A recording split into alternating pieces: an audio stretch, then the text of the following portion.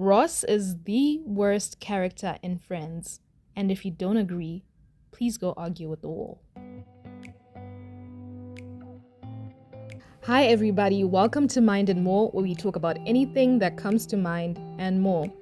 Today, I'm going to switch gears and discuss the reasons why Ross Geller from Friends is unlikable, particularly between season 5 and early season 6, as I've been rewatching Friends, and that's the portion I've been recently watching. So, if you're not familiar with the show, Ross is a part of a group of 6 friends. The show is centered around how these 6 friends interact and navigate life together. Between seasons 5 and 6, Ross is a university lecturer in his late 20s with 2 divorces behind him. He's also in love with one of his friends, Rachel, and he's been in love with her for years at this point. And that should be enough context to understand this video. But before I give my reasons for why Ross totally sucks, I do have to say that I understand Friends is a TV show and that Ross's character traits were chosen by the writers to make the show more entertaining. But that doesn't stop him from annoying me. I also have to give credit to David Schwimmer for being such a believable actor that his character actually gets under your skin. So this video isn't about David Schwimmer because he's actually a good actor, but it's about his friend's character, Ross. Anyway, I'm going to go ahead and list 6 reasons why Ross is the worst character in Friends. Reason number 1 is Ross is selfish / self-centered. To talk to you about that whole annulment thing. Yeah, I'm not gonna do that.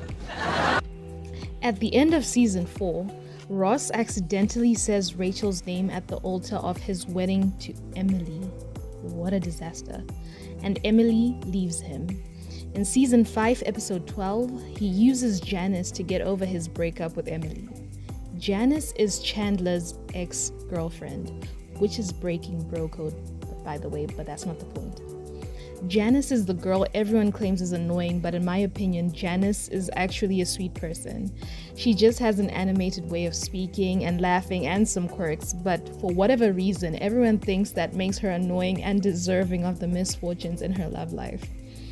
But anyway, Ross goes out with Janice, whom he claims is annoying, out of frustration and starts complaining to her about his problems.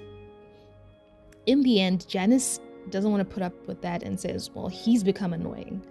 The relationship doesn't get a real chance because he's only with her because she listens to him. He's not even interested in getting to know her better, and that simply makes him selfish. Furthermore, in later episodes, Ross and Rachel get drunk out of their minds and get married in Las Vegas. Following this accidental marriage, Ross says he's going to visit his divorce lawyer because he's already been divorced twice and get an annulment. However, he doesn't get the annulment and lies to Rachel about this. He stays married to Rachel without her knowing. Phoebe figures out that he's still in love with Rachel and wants that fake and secret marriage to keep them together, which is beyond selfish. It's actually crazy. And in another instance, at some point in season 6, Monica and Chandler want to move in together and Rachel needs to leave the apartment that she was sharing with Monica. So Ross wants Rachel to move in with him because he's secretly in love with her again. It's crazy. So he starts trying to break up / make up Monica and Chandler depending on whether or not he was feeling like letting Rachel move in with him. Ross is so self-centered that he was willing to play with his sister and best friend's relationship just so he could have whatever he wanted. Insane. Let's also not forget that one time when Rachel was walking around her apartment unclothed because she had the whole apartment to herself whilst everyone else was out in Las Vegas. Ross notices this from his apartment and just assumes that she's trying to seduce him. This is just one of many examples of him thinking everything is about him. And finally, Ross was generally in the habit of dating and even marrying other people while knowing full well that he was still holding out hope for Rachel. Number 2, Ross is manipulative. Season 6, Ross tells Rachel that he won't get the annulment. She thinks he's joking and plays along, and Ross is actually glad. He says he thought he was going to, and I quote, have to talk her into it. How do you talk someone into a marriage? It's either they want to or don't want to, right? The fact that he wanted to talk her into it shows he's manipulative. When she realizes that he's not joking, he asks her how being married to him would really affect her. What? What do you mean? How does being married affect you? And again, I will go back to the instance where Ross also tried to break up / make up Monica and Chandler, depending on whether or not he was feeling like letting Rachel move in with him. I'm gonna give a bit more extra detail now. After Chandler and Monica decide to move in together, Rachel has to move out of the apartment she was sharing with Monica. But unfortunately, she can't find somewhere else to stay. So Ross invites her to stay with him, but when Joey reminds him that at some point, Rachel will start dating and bringing guys over to the apartment, he decides he can't handle that because he's still in love with Rachel. To rectify the situation, he decides to try and break up Chandler and Monica, or at least scare them away from moving in together so that Rachel can stay at the apartment and won't have to move in with him. This behavior is the definition of manipulation. He was moving people like pawns on a chessboard, going to the extent of trying to break the relationship between Monica and Chandler just because it suits his interests. And another example of Ross's manipulative nature is when he finally decides to be reasonable and free Rachel from the accidental marriage with him. He's so mad while she's signing the papers. He acts like an irrational child in this scene.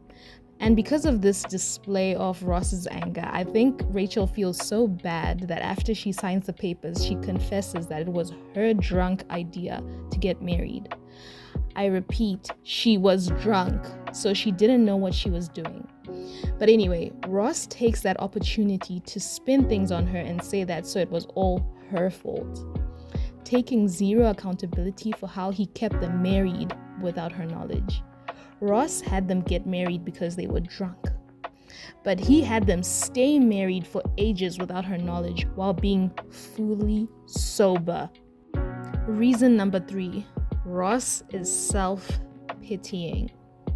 This is shown by how in the wake of his divorce with Emily, he burdened anyone who would listen with his problems. I get it. I can imagine that divorce is very difficult and a trying time. But he acts as if it wasn't his own actions that hadn't been the reason for the breakdown of this relationship. He goes around telling anyone who will listen, moping about, and I just think he was doing too much for a marriage that hadn't even lasted a day. But anyway, another thing is that he always has this tortured look on his face, and I can't stand it. Number 4, Ross has nice guy syndrome. Down and explain to them that I am not a bad guy. I think overall, Ross felt like he deserved to be with Rachel because he was the nice guy. He always gave that vibe. This may be an unpopular opinion, but I think Joey was a better fit for Rachel. He actually loved her without any entitlement. A truly nice guy. The only problem was that given the history between Rachel and Ross, Rachel ending up with Joey would have ruined the dynamic of the friend group. And also in season 10, when Joey and Rachel briefly date, it seems as though Joey was more in love with Rachel than she was with him. And my guy Joey deserves better. Reason number 5, Ross is insecure. I don't, Ross. I think I'm just a more secure person than you are. Season 5, when a furniture store keeper insinuates that Rachel is out of his league, this makes Ross feel so insecure he feels the need to share details about his relationship with Rachel, just to prove he can land a girl like her. He even goes as far as sharing how many times they were intimate with this complete stranger that they just met in a furniture shop. Now tell me that isn't the height of insecurity.